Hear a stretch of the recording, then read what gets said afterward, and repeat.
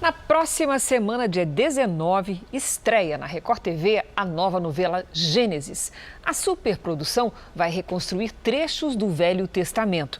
Isso trouxe um grande desafio para pesquisadores, equipes técnicas e até para construtores. E a Torre de Babel, por exemplo, exigiu o apoio de historiadores para que fosse fielmente reproduzida.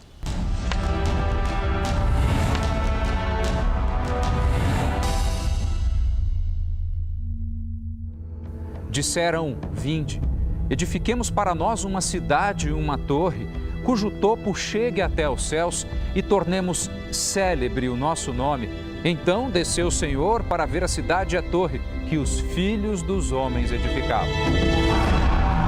Nesses tempos do começo da criação, a Bíblia conta que os habitantes da terra falavam uma só língua e um grupo queria o impossível: tocar o céu com uma torre, ficar na mesma altura de Deus.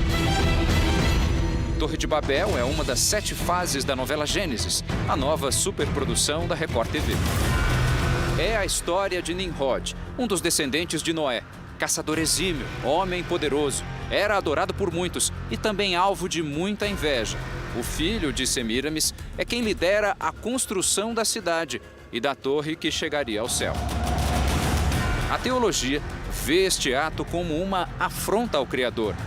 A Torre de Babel, ela é a maior demonstração de que o homem, quando não anda com Deus, ele se desvia. E esse estabelecimento de conduta, ele se manifesta na construção de uma torre com um duplo objetivo. O primeiro objetivo é escapar de um segundo dilúvio, de uma segunda punição. E o segundo objetivo, tentar tirar Deus do seu trono. A Torre de Babel não está somente nos relatos de Gênesis. Museus guardam vestígios de construções datadas da mesma época. Em Engenheiro Coelho, no interior de São Paulo, encontramos o maior acervo de arqueologia bíblica do país. Conhecer um museu como esse é ter uma chance rara de uma interpretação ainda mais detalhada da riqueza dos textos bíblicos. Aqui, por exemplo, tem um fragmento de tijolo. Isso aqui é do período babilônico, Mesopotâmia, 2050 anos antes de Cristo. Agora o detalhe, isso é feito de barro cozido e tem betume, técnica semelhante à que era usada na construção da Torre de Babel.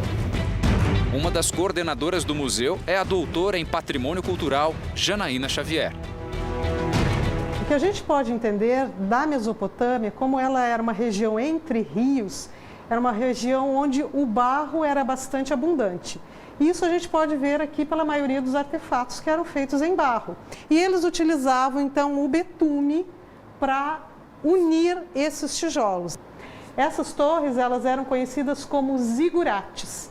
Elas tinham a intenção de ligar a terra ao céu. Era, na verdade, um grande altar, onde os deuses poderiam descer à terra. Esses fragmentos que vão se juntando ajudam a ciência a compreender ainda melhor os textos bíblicos. Quando nós temos esses acervos, esses artefatos, esses objetos, nós podemos imaginar como era a vida dessas pessoas. As suas dificuldades, a sua sociabilidade, a economia, a cultura, a religião. Tudo isso amplia, é como se nós tivéssemos agora uma luz que traz muito mais compreensão para o que o texto bíblico está querendo dizer. O Museu de Arqueologia Bíblica também tem outra função importante na produção de uma novela. Várias peças do acervo são usadas para ajudar a compor os personagens da época. Rodrigo Silva, doutor em arqueologia, é um dos consultores de Gênesis. Ele fala do desafio de se adaptar o texto bíblico para a teledramaturgia. Houve 2 outros consultores também que trabalharam, o professor Lúcio e o professor Maurício, do Rio de Janeiro, e os vários autores, porque nós podemos dizer que a novela Gênesis, diferente de outras produções da Record TV, são várias novelas numa mesma novela. Os autores sempre faziam pergunta, por exemplo, mas quem seria provavelmente o rei de Ur na época que Abraão saiu de lá? Quem seria provavelmente o faraó do Egito na época que Abraão foi parar no Egito? Então nós temos que fazer um trabalho prévio de correlação cronológica para não colocá-lo dentro de um período errado. Ele ainda conta do trabalho que foi adaptar as diferentes línguas faladas no período da Torre de Babel. tinha que transformar isso aí em língua ugarítica, em língua sumeriana. Como é que falava isso na época? Foi um grande desafio. Depois ir ao Rio de Janeiro para ensaiar com os atores a pronúncia e atrizes, para na hora lá fazer uma cena que ficou muito bonita, diga-se de passagem. A novela Gênesis é uma oportunidade de se compreender não só o início da nossa história, mas também nosso presente. A leitura dele é importante para a gente hoje, porque no livro do Gênesis nós conhecemos o referencial de tudo aquilo que é a história humana, o sentimento humano, a vida humana, os relacionamentos humanos, como funciona a sociedade humana e o que a gente pode esperar dessas realidades hoje nas quais nós estamos inseridos. A história de Gênesis também é a nossa história. Eu vou construir uma torre. Será maior que uma montanha. Para mostrar que podemos chegar tão alto quanto Deus. Fique ligado, Gênesis estreia na próxima terça, aqui na Record TV.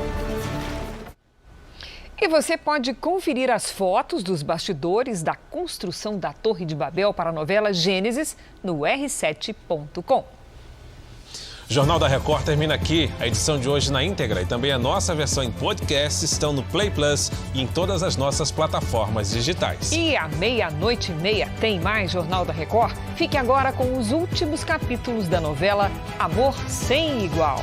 A gente se vê amanhã. Até lá. Uma excelente noite para você e até amanhã.